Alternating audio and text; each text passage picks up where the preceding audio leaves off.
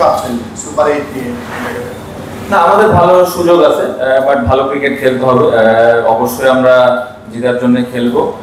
আশা করছি যে খুব ভালো একটা ম্যাচই হবে এবং প্রত্যেকটা প্লেয়ার চিন্তা ভাবনার দিক দিয়ে খুব ভালো অবস্থায় আছে। তো আশা করবো যে ভালো একটা ম্যাচই হবে। ক্যাপ্টেন তাহিদ হৃদয়ে সদরদিনার বিপক্ষে ম্যাচের পরে প্রেস কনফারেন্সে বলেছিলেন যে তিনি থাকলে হয়তো ম্যাচটা জিতে দিতে পারতেন এবং এটা নিয়ে অনেক বেশি প্রশংসাও হয়েছে তাদের কথায় এবং সেটা সবাই প্রেস করেছে।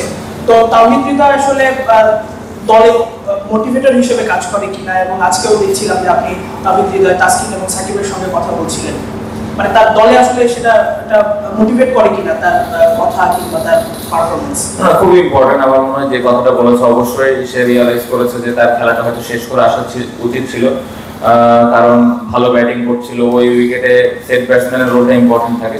সো রিয়ালাইজ করেছে এটা আমাদের টিমের জন্য খুব ভালো এবং প্রত্যেকটা প্লেয়ারের জন্য ভালো যে পরবর্তী ম্যাচে সেট হবে, ও হয়তো চেষ্টা করবে তখন খেলাটা শেষ করে আসা। সো প্লেয়াররা যেভাবে চিন্তা করে এটা খুবই ভালো দিক, এবং শুধু হৃদয় না, প্রত্যেকটা প্লেয়ারই এভাবে চিন্তা করছে যে টিমকে কিভাবে জিতাইতে পারে।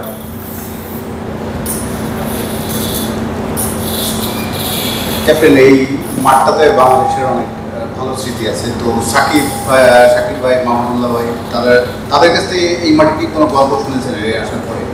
আর সেকেন্ড কোশ্চেনটা হচ্ছে আপনাকে নিয়ে, যে লিডিং ফ্রম দ্য ফ্রন্ট, আপনি দেশ থেকে আসার আগে আপনার একটা চ্যালেঞ্জ নিয়ে আসতে হয়েছিল।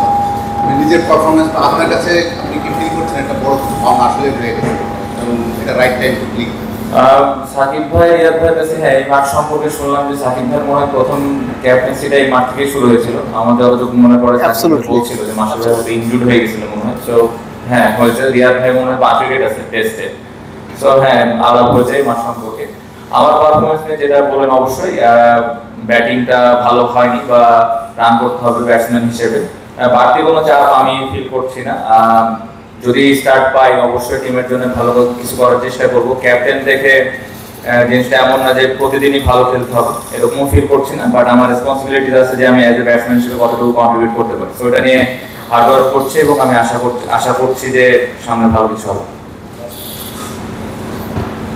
এটা কি লাস্ট কোশ্চেন? ক্যাপ্টেন, উইকেট তো আপনারা দেখেছেন, সেন্টার উইকেটের পাশেই আপনারা প্র্যাকটিস করলেন, অনেক লম্বা সেশন করলেন। উইকেটটা আসলে কত রানের উইকেট বলে আপনার মনে হয়েছে? And wishing you all the best for the tomorrow's match. না, এটা আসলে বলা মুশকিল যে যদিও আমরা সেন্টারে ব্যাটিং করেছি, সেন্টারে 2 উইকেট 2 রকম বিহেভ করেছে যতটুকু ব্যাটসম্যানের কাছ থেকে ফিডব্যাকটা পেলাম বা আমি যখন ব্যাটিং করলাম। সো এটা বলা খুবই মুশকিল যে কালকের ম্যাচে কত রানের উইকেট হবে। সো অ্যাজ এ ব্যাটসম্যান বা বোলার ওই উইকেটটা কত তাড়াতাড়ি আমরা রিড করছি এবং ওই অনুযায়ী ব্যাটিং করাটা খুব ইম্পর্টেন্ট।